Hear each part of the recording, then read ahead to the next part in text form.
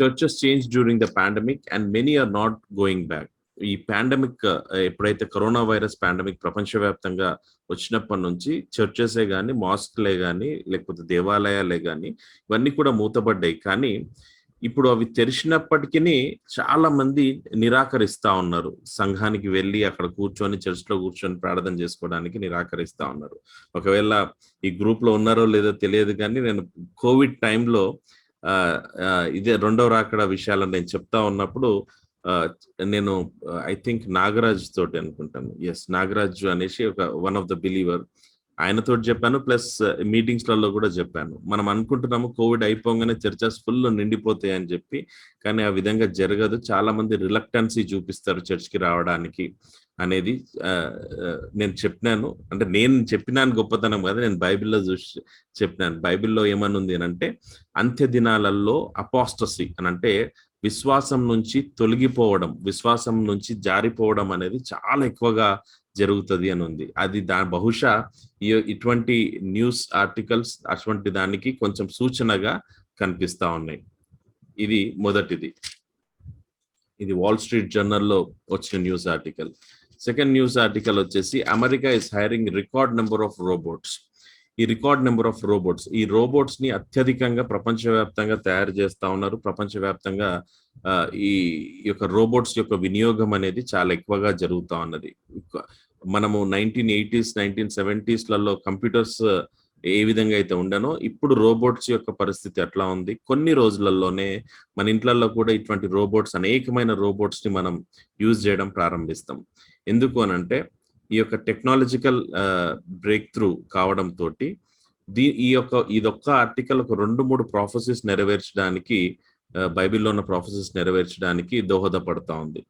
Robots అనేది జ్ఞానంతో సంబంధికమైనది, జ్ఞానంతో తయారు చేసిన ఒక మషిన్.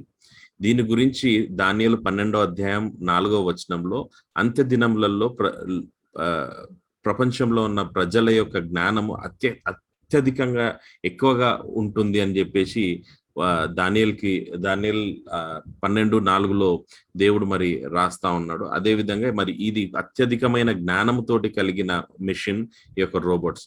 రెండవది, ఎప్పుడైతే ఈ రోబోట్స్ వచ్చేసి మానవుల్లాగా అన్ని పనులలో ఇది ఖచ్చితంగా అన్ని పనులు చేస్తా ఉంది. వరి వేసే నాట్ల దగ్గర నుంచి మొదలుకుంటే ఆపరేషన్లు చేస్తుంది, డాక్టర్ లాగా ఏరోప్లేన్లు నడిపిస్తూ ఉంటుంది, దాని తర్వాత వీడియో రికార్డింగ్లు చేస్తుంది. సమస్తము చేసే కెపాసిటీ కలిగిన రోబోట్స్ మన దగ్గర ఉన్నాయి. ఇజ్రాయెల్లో చూస్తే బార్డర్ సెక్యూరిటీ ఫోర్స్ గా ఇప్పుడు సైనికులకు బదులు రోబోట్స్ ని పెడతా ఉన్నారు వాళ్ళు, సో దట్ ఈ హ్యూమన్ లైఫ్ అనేది ఏ డేంజర్ గా ఉండకుండా బార్డర్ సెక్యూరిటీ ఫోర్స్ లా యొక్క ఇజ్రాయెల్ యొక్క బార్డర్స్లలో మొత్తాన్ని కూడా రోబోట్స్ ని పెట్టేసి అక్కడ బార్డర్ సెక్యూరిటీ ఫోర్స్ గా పెడతా ఉన్నారు.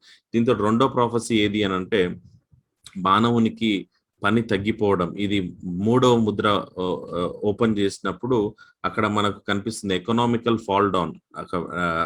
త్రాసు చేతిలో పట్టుకొని వస్తున్న గుర్రము, దాని యొక్క విశ్లేషణ మొత్తం చూసినప్పుడు ఎకనామికల్ గా ప్రపంచం మొత్తం కృంగిపోతుందని చెప్తా ఉన్నారు. ఎప్పుడైతే మిషన్స్ పని చేయడం స్టార్ట్ అవుతుందో మానవులకు పని దొరకడం కష్టమైపోతూ ఉంటుంది. దాని తర్వాత గొప్పవాడు ఇంకా గొప్పగా అయిపోతూ ఉంటాడు, పేదవాడు పేదగా అయిపోతుంటాడు. అదే వచనంలో కూడా అది కూడా ఉంది. ఈ 3 ప్రాఫెసీస్ కూడా బహుశా ఈ యొక్క ఆర్టికల్ తోటి నెరవేరడం అనేది మనం చూస్తా ఉన్నాం. దాని తర్వాత great reset watch, A cashless society is coming. ప్రపంచవ్యాప్తంగా ఏ క్యాష్లెస్ సొసైటీ, నేను చాలా రోజుల నుంచి చెప్తా ఉన్నాను, ఇది క్యాష్లెస్ సొసైటీ దిక్కు ప్రపంచం ముందరకు వెళ్తా ఉందని. 7 సంవత్సరాల శ్రమల కాలంలో మరి కంప్లీట్ గా ఒక డిజిటల్ కరెన్సీ మోడ్ లోకి వెళ్ళిపోతుంది. ప్రపంచం మొత్తం కూడా ఒకటే కరెన్సీ లోపలికి వెళ్ళిపోతుంది, అది డిజిటల్ కరెన్సీ. ఎందుకు అనంటే అక్కడ ఒక 13వ అధ్యాయం చివరి వచనాలలో చూస్తే క్రయ విక్రయములు చేయకుండా ఈ అబద్ధపు ప్రవక్త అనేవాడు ప్రతి మానవుని మీద, అప్పుడున్న జనాంగం మీద క్రయ విక్రయములు అంటే neither somebody could sell or buy, ఒక ట్రాన్సాక్షన్ జరగకుండా వాడు ప్రెజర్ పెడతాడు అని ఉంది.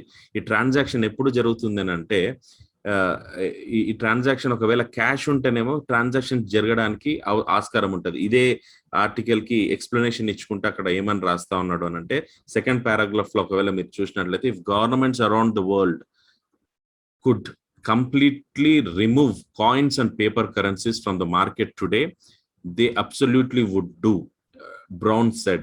And the motivation is really simple. Most of the cash transaction that takes place governments can't see. ఇది బ్రైట్ అనే ఒక సంస్థ, ఇది బ్రైట్ బాట్ అనే ఒక పేపర్ లో వచ్చింది. దీంట్లో బ్రౌన్ స్టోన్ అనే రీసెర్చ్ చేసిన ఒక సంస్థ చెప్తా ఉన్నది ఏంటి అని అంటే, క్యాష్ ఎప్పుడైతే నీ చేతిలో క్యాష్ ఉందో, అన్లెస్ అండ్ అంటిల్ నువ్వు పోయి గవర్నమెంట్ కి అయ్యా నేను ఇంత సంపాదించినా ఇంత ఇన్కమ్ ట్యాక్స్ కడుతున్నా అని చెప్పినంత వరకు గవర్నమెంట్ కి తెలియదు నీ దగ్గర ఎంత డబ్బు ఉంది అని. అదే ఒకవేళ క్యాష్ కాకుండా డిజిటల్ రూపంలోకి తీసుకుందంటే ఖచ్చితంగా నువ్వు డిజిటల్ రూపంలో చేస్తున్నావు కాబట్టి ఎయిదర్ త్రూ సమ్ బ్యాంక్ అన్నా లేకపోతే సమ్ ప్లేస్లలో నువ్వు చేయాల్సి వస్తుంది, రికార్డ్ అవుతుంది. కాబట్టి ప్రతి గవర్నమెంట్ దీనికి ఓకే అని చెప్తా ఉన్నాయి. అతి త్వరలో మనం ఒక క్యాష్లెస్ సొసైటీని చూడబోతా ఉన్నాము అనేది ఈ యొక్క బ్రౌన్ స్టోన్ రీసెర్చ్ ఫౌండేషన్, ఆ రీసెర్చ్ కంపెనీ వాళ్ళు ఈ యొక్క ఆర్టికల్ ని బ్రైట్ బాట్ అనే వెబ్సైట్ లో వేస్తా ఉన్నారు. ఇది బైబిల్లో దేవుడు అపోస్తులైన యోహాను ద్వారా క్రీస్తుకు పూర్వం క్రీస్తు శకం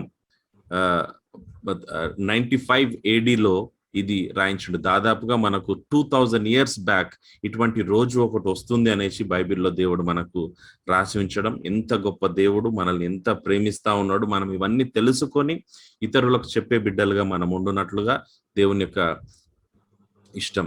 దాని తర్వాత మూడవది టైమ్స్ ఆఫ్ ఇజ్రాయెల్లో మనం చూస్తా ఉన్నాం. Israel doom to termination, Iranian general threatens again. Ezekiel 38. నేను గోగు మాగోగు యుద్ధం గురించి ప్రతి వారం దీని గురించి ఏదో ఒక న్యూస్ కనిపిస్తా ఉంది. ఆలోచించండి, ఇవన్నీ స్లోగా పికప్ అయికుంటూ ఒక దినమున ఈ గోగు మాగోగు యుద్ధానికి దారి తీస్తా ఉంటుంది. ఎజెకియల్ 38th chapter ఇది కంప్లీట్ గా గోగు మాగోగు. అందులో పర్షియా అని మెన్షన్ చేసింది ఈ రోజున్న ఇరాన్ యొక్క పూర్వపు అంటే పాత నేమ్, అంటే old name of Iran is Persia. So Persia Israel ని అస్సలు గిట్టదు. ఇజ్రాయెల్ అనే దేశం మిడిల్ ఈస్ట్ లో ఉండకూడదు అనేది పర్షియా యొక్క ఆలోచన. అదే విధంగా వాళ్ళ అడుగులు కూడా ఉన్నాయి. వాళ్ళు ఏ టైంలోనన్నా ఇజ్రాయెల్ మీద అటాక్ చేస్తాము అనేది వాళ్ళ యొక్క అంచనా. కానీ వాళ్ళకి తెలియంది ఏంటంటే సజీవుడైన దేవుడు, దేవాది దేవుడు, రాజులకు రాజు, ప్రభువులకు ప్రభు అయిన యేసు క్రీస్తు ఇజ్రాయెల్ పక్షాన నిలబడతాడు అనేది విషయం వాళ్ళు గమనిస్తలేరేమో. కానీ వాళ్ళకు అది తెలిసే రోజు అతి త్వరలోనే ఉన్నది. దాని తర్వాత China's real estate giant ever grand అనేది ఒక పెద్ద రియల్ ఎస్టేట్ కంపెనీ చైనాలో. ఇక్కడ మన దగ్గర చూసినట్లు మై హోమ్ కానీ లేకపోతే డిఫరెంట్ రియల్ ఎస్టేట్ కంపెనీస్ ఎట్లా ఉన్నాయో, ఎవర్ గ్రాండే అనే ఒక కంపెనీ చైనాలో అతిపెద్ద రియల్ ఎస్టేట్ కంపెనీ. ఇది 3వసారి 30 రోజులలో 3 సార్లు బ్యాంక్ అంటే బ్యాంక్ కి కట్టవలసిన డబ్బులను అది చెక్ బౌన్స్ కేసెస్లలో అయితా ఉన్నాయి. ఇది ఎందుకు నేను చెప్తా ఉన్నాను అనంటే, ఇది ఎందుకు రెండో రాకడకు దీనికి ఏంటి సంబంధము అనంటే, ఈ యొక్క డిసెప్షన్ అనేది యేసుక్రీస్తు మత్తయి సువార్త 24వ అధ్యాయం 7వ వచనంలో అంత్య దినములలో మోసం అనేది చాలా భయంకరంగా జరుగుతుంది అనేసి. ఈ ఎవర్ గ్రాండే లాంటి పెద్ద కంపెనీసే బ్యాంక్రప్సీ అంటే నథింగ్ బట్ నేను మీకు డబ్బులు చెల్లించలేను అని చెప్తా ఉన్నాడు. అయితే ఇటువంటి పెద్ద కంపెనీస్ ఎప్పుడైతే బ్యాంక్రప్సీ అవుతా ఉందో చాలా రిపుల్ ఎఫెక్ట్ అనేది ఉంటది. చైనా ప్రాపర్టీ బాండ్స్ డైవ్ అంటే కిందికి ఆ స్టాక్ మార్కెట్ లో కంప్లీట్ డౌన్ ట్రెండ్ తీసుకుంటుంది అనమాట. ఆ ప్రాపర్టీ షేర్స్ అన్ని కూడా డౌన్ ట్రెండ్.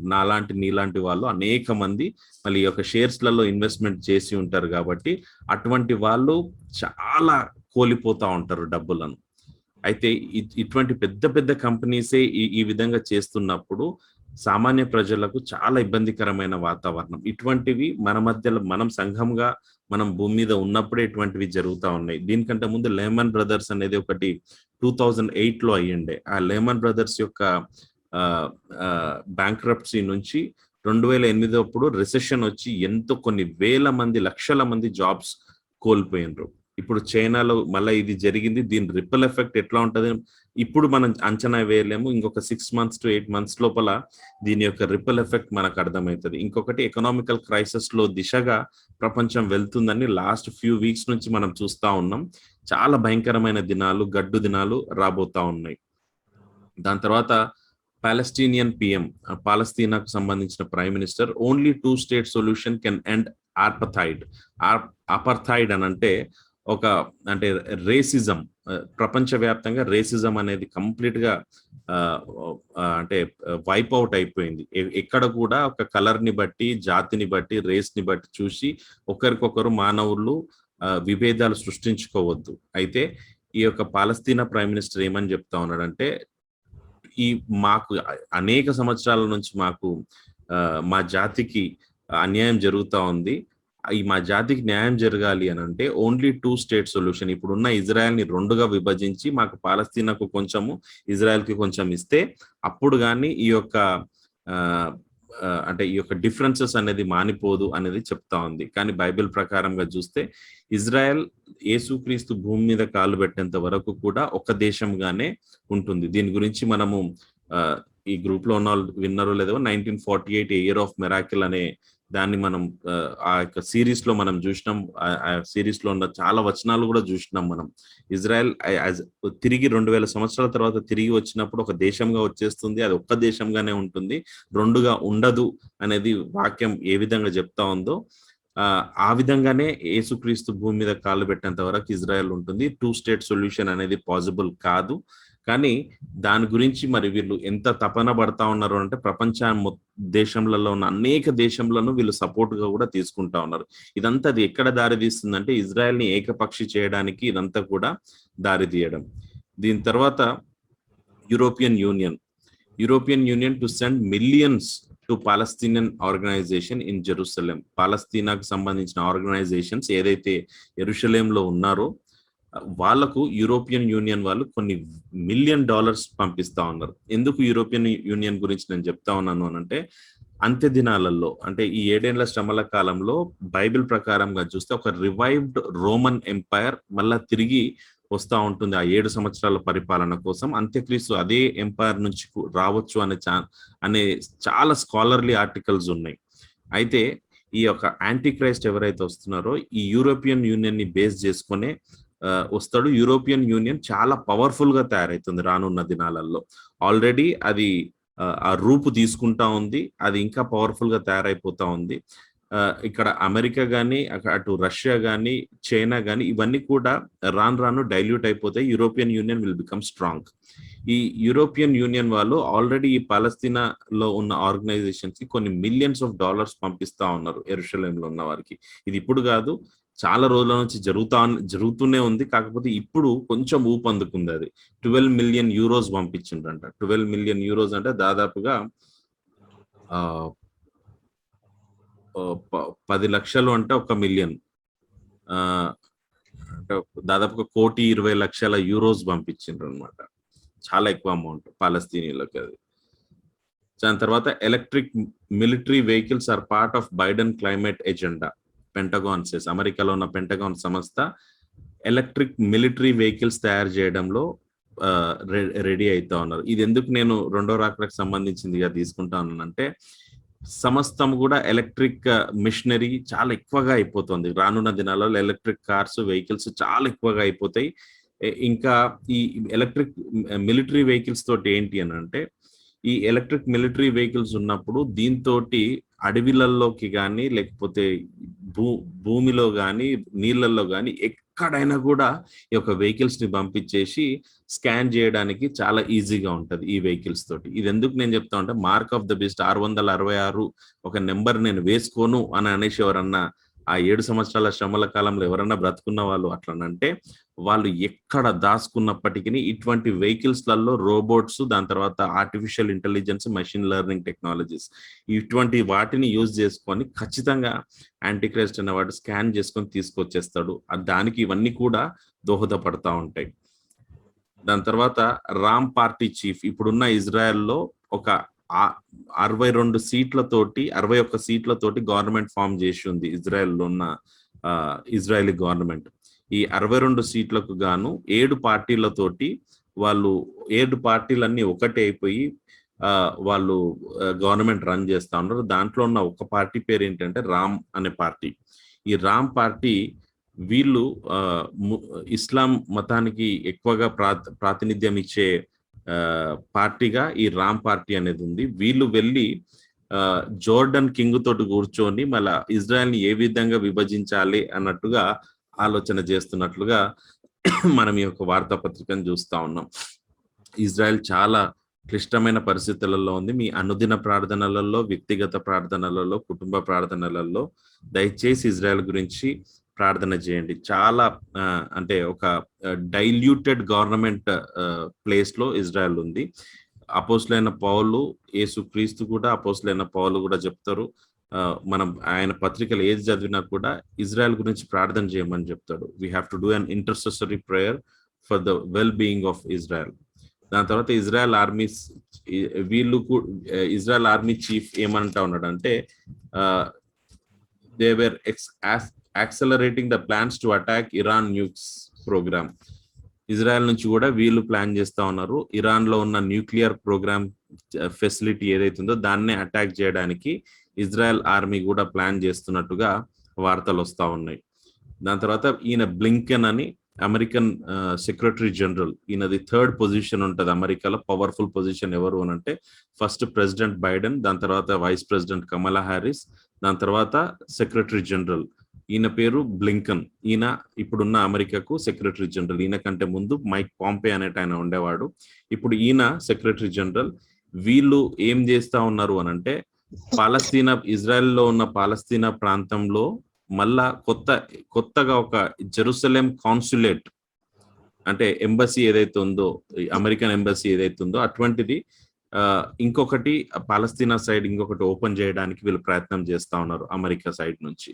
ట్రంప్ వచ్చేసి నేను పాలస్తీనాకు సపోర్ట్ చేయను ఇజ్రాయెల్కి అని చెప్పేసి ఇజ్రాయెల్లో ఎరుషలేం ఉన్న ఎరుషలేము 2గా డివైడ్ అనమాట. సగం ఎరుషలేం పాలస్తీనా ఆధీనంలో ఉంటుంది, సగం ఎరుషలేం ఇజ్రాయెల్ ఆధీనంలో ఉంటుంది, ద సిటీ ఆఫ్ జెరూసలేం. దీంట్లో ఎక్కడైతే ఇజ్రాయెల్ సైడ్ ఉన్న సిటీలోనో ట్రంప్ ఎంబసీని అక్కడ పెట్టిండు. ఇప్పుడు వీళ్ళు వచ్చేసి అవతల సైడ్ పాలస్తీనా సైడ్ ఉన్న వాళ్ళ దాంట్లో పెట్టడానికి వీళ్ళు ప్రయత్నం చేస్తా ఉన్నారు, సో దట్ వాళ్ళ పాలస్తీన్లకు ఇంపార్టెన్స్ చేయడానికి. అదే ఇక్కడ మీరు చూస్తున్నది ఇజ్రాయెల్ యొక్క ప్రైమ్ మినిస్టర్ నఫ్తాలి బెనెట్. దాని తర్వాత ఇక్కడ రైట్ సైడ్ లో చూస్తున్నది ఆయన పేరు లాపిడ్. ఈయన ఫారెన్ మినిస్టర్ ఇజ్రాయెల్ కి. వీళ్ళిద్దరూ యుఎస్ కి డైరెక్ట్ గా చెప్పిండ్రు, మేము యెరూషలేంలో ఇంకొక కాన్సులేట్ ఓపెన్ చేస్తాము అని అంటే మేము ప్లేస్ ఇయ్యము అనేసి డైరెక్ట్ గా ఓపెన్ గా చెప్పిండ్రు. దీన్ని బట్టి అర్థమయ్యేది ఏంటి అని అంటే యుఎస్ తోటి ఇజ్రాయెల్ ముఖాముఖి అయ్యే ఛాన్సెస్ ఉన్నాయి అని అంటే ఈవెన్ యుఎస్ వాళ్ళ సపోర్ట్ ఇన్ని రోజులు ఇజ్రాయెల్ కి ఇచ్చిన సపోర్ట్ ని విత్డ్రా చేసుకునే అవకాశాలు మెరుగుగా కనిపిస్తా ఉన్నాయి. ఇది కావాల్సిందే. ఎందుకనంటే ఎజెకియల్ 38వ అధ్యాయంలో చూసుకుంటే ఇజ్రాయెల్ ఏకాకి అయిపోయి యుద్ధం చేస్తుంది. దాంట్లో ప్రభు అయిన యేసుక్రీస్తు ఇజ్రాయెల్ కి మద్దతు చేసి మరి అందరినీ ఓడగొట్టి ఇజ్రాయెల్ ని విజయం దిక్కు నడిపిస్తాడనమాట. అయితే ఇజ్రాయెల్ ఆ యుద్ధం దిశగా పరిస్థితులు వెళుతున్నాయి అని అంటే ఇజ్రాయెల్ ఏకాకి కావాల్సిందే. దానికి తగ్గట్టుగానే వార్తలు వస్తా ఉన్నాయి. దాని తర్వాత ఇది చూస్తే ఎండ్ టైమ్స్ కి మనం ఎంత దగ్గర ఉన్నాం అనేది చాలా ఈజీగా అనిపిస్తుంది. పోప్ మీట్స్ అబ్బాస్ అన్నట్టు ఆయన పాలస్తీనా ప్రాంతానికి చెందిన ప్రెసిడెంట్ గా భావించుకుంటా ఉంటాడు. ఆయన పోప్ ఈయన అబ్బాస్ ని కలిసి ఏమంటా ఉన్నాడు, వాంట్స్ టు డివైడ్ ఇజ్రాయెల్ ని మేము డివైడ్ చేస్తామని పోప్ చెప్తా ఉన్నాడు. అండ్ గివ్ టెంపుల్ మౌంట్, ఇప్పుడున్న ఆలయం యొక్క ప్లేస్ ఏదైతుందో అదంతా కూడా అరబ్బులకు మేము ఇస్తాము అని చెప్పేసి పోప్ చెప్తా ఉన్నాడు. చాలా మంది బైబిల్ స్కాలర్స్ చెప్పేది ఏంటి అని అంటే ఫాల్స్ ప్రాఫిట్, ప్రకటన గ్రంథంలో ఉన్న ఫాల్స్ ప్రాఫిట్ 13వ అధ్యాయంలో ఉన్న ఫాల్స్ ప్రాఫిట్ ఎవరు అని అంటే పోపే ఆ ఫాల్స్ ప్రాఫిట్ గా అయితుండొచ్చు అనేది చాలా మంది చెప్తా ఉన్నారు. దానికి అనుగుణంగా అనేకమైన వార్తలు వస్తా ఉన్నాయి. ఇది ఈయనకి ఏం అధికారం ఉందని ఈ విధంగా చెప్పడానికి? ఇజ్రాయెల్ ని డివైడ్ చేస్తా అంటుండు. అతి పరిశుద్ధ స్థలమైన ఆ యొక్క టెంపుల్ మౌంట్ ఏదైతుందో అది అరబ్బులకు ఇస్తానంటుండు, ఇష్మాయిల్ సంతానానికి ఇస్తానంటున్నాడు. అది యూదులకు సంతతికి ఇచ్చిండు దేవుడు, ఈయననేమో ఇష్మాయిల్ సంతానానికి ఇస్తానంటున్నాడు. సో ఆలోచించి చూడాలి. Everything is following in line. ఈ రోజు మనం చూస్తే అక్కడక్కడ చిన్న చిన్న డాట్స్ లాగా కనిపిస్తుంది. రానున్న కొన్ని రోజులలో చూస్తాం it will become straight highway లాగా తయారైపోతుంది, ఎండ్ టైమ్స్ కి దిశగా వెళ్ళిపోతా ఉంది. ఇవన్నీ కూడా ఏం ఇండికేట్ చేస్తా ఉనంటే only thing is the lord and saviour Jesus Christ is coming soon. యేసుక్రీస్తు అతి త్వరలో భూమికి రానై ఉన్నాడు. ఇది చూస్తే ఒక 11వ తారీఖు రోజు ఒక్కరోజే ఇన్ని ఎర్త్ క్వేక్స్ ప్రపంచవ్యాప్తంగా జరిగినాయి. నా దగ్గర ఉన్న రిపోర్ట్ ప్రకారం నేను చూస్తే 47 ఆర్ 49 ఎర్త్ క్వేక్స్ ఉన్నాయి. ప్రతి దినం యావరేజ్‌గా 47-49 ఎర్త్ క్వేక్స్ వరల్డ్ వైడ్‌గా జరుగుతా ఉన్నాయి. మత్తయి సువార్త చాలా క్లియర్‌గా చెప్తా ఉంది. అంత్య దినములలో అనేక ప్రాంతాల్లో మీరు భూకంపములు చూస్తా ఉంటారు అనేసి చెప్తా ఉంది. ఆ విధంగానే మనం చూస్తే అన్ని భూకంపాలు చాలా ప్లేసెస్‌లలో భూకంపాలు జరుగుతా ఉన్నాయి. వీటన్నిటిని బట్టి చూస్తే ఒకటే ఏంటి అనంటే ప్రభు అయిన యేసుక్రీస్తు అతి త్వరలో భూమి మీదకి రానై ఉన్నవాడు. దానికంటే ముందు ఆయన భూమి మీదకి వచ్చేదానికంటే కొన్ని సంవత్సరాల ముందే మనము మినిమం 7 సంవత్సరాల ముందు మనము మధ్యాకాశానికి ఎత్తబడతాం. ర్యాప్చర్ జరుగుతుంది. ఆరోహణం అయిపోతాం. సో ఆ ర్యాప్చర్ ఎప్పుడు జరుగుతుందంటే వి డోంట్ నో. మత్తయి సువార్త 24వ అధ్యాయం 36-39 వరకు చూస్తే అక్కడ చెప్తాడు, యేసుక్రీస్తు చెప్తాడు అక్కడ. ఆ దినము గురించి దేవదూతకు గాని, కుమారునికి గాని, భూమి మీద ఉన్న ఏ ఒక్క మనుషునికి కూడా తెలియదు. కేవలం ఆ దినం గురించి ఎవరికి తెలుసు అంటే తండ్రి అయిన ప్రభు అయిన దేవునికి మాత్రమే ఆ యొక్క విషయాలు తెలుసు అనేసి. ఆ దినం ఏ దినమో మనకైతే తెలియదు. కాకపోతే సూచనలు అన్ని చూస్తా ఉంటే అది మన ఈ మీటింగ్ అయిపోయిన తర్వాత కూడా ఈ మీటింగ్ లోపల కూడా మనం ఎత్తబడతామేమో. ఫర్ దాట్ మనం చేయాల్సిందంతా ఏంటి అంటే every second of your life దేవుణ్ణి మహిమపరుచుకుంటూ మనము బ్రతుకుతాం. Every second of our life మనము దేవుణ్ణి మహిమపరుచుకుంటూ బ్రతుకుతుంటే ఆయన యొక్క ఆ కడబూర మ్రోగగానే మనమందరం కూడా ఆరోహణమే క్షణమున రెప్పపాటున మనమందరం కూడా we will be there meeting him in the mid-air. Okay, so thank you for giving this time for this prophecy update. I hope మీ అందరికి కూడా కొంచెం భయం పడాల్సిన అవసరం లేదు. మనమందరం ఇక్కడ ఉన్న వాళ్ళు చాలా మంది చాలా రోజుల నుంచి మనం వింటా ఉన్నాం. ఇది మనకందరికి ఉన్న ఒకటే ఒక నిరీక్షణ, ఒకటే ఒక హోప్ ఏంటి అనంటే we are going to be raptured very soon. దేవుడు మనల్ని వదిలిపెట్టడు. నేనుండు చోటున మీరును ఉండున్నట్లు నేను వచ్చి మిమ్మల్ని తీసుకొని పోతాను అన్న దేవుడు మనందరినీ కూడా యేసుక్రీస్తు రక్తములో ఎవరైతే తమ పాపములు గడుక్కొని దేవా నేను పాపిని నన్ను క్షమించు, నేను నీ దగ్గరికి వస్తాను, నా హృదయంలో నువ్వు రా అని ప్రార్థన చేసుకుని ఆయన మార్గంలో నడిచిన వారిని ఎవరిని కూడా దేవుడు వదిలిపెట్టడు. If you have the salvation, రక్షణ మనకున్నది అంటే దేవుని యొక్క రాకడలో మనం అందరం కూడా ఎత్తబడే గుంపులో మనం అందరం కూడా ఉంటాం. Thank you so much for this. ఇప్పుడు ఈ యొక్క మినిస్ట్రీ కోసం ప్రార్థన చేయండి. ఈ యొక్క మినిస్ట్రీ కోసము కానుకలు ఏమన్నా దేవుడు ఇన్స్పైర్ చేస్తే మీకు ఈ యొక్క కానుకల సమయం ఇది. ఒక పాట ప్లే చేస్తాను, దాంట్లో నెంబర్ వస్తుంది, ఫోన్ పోది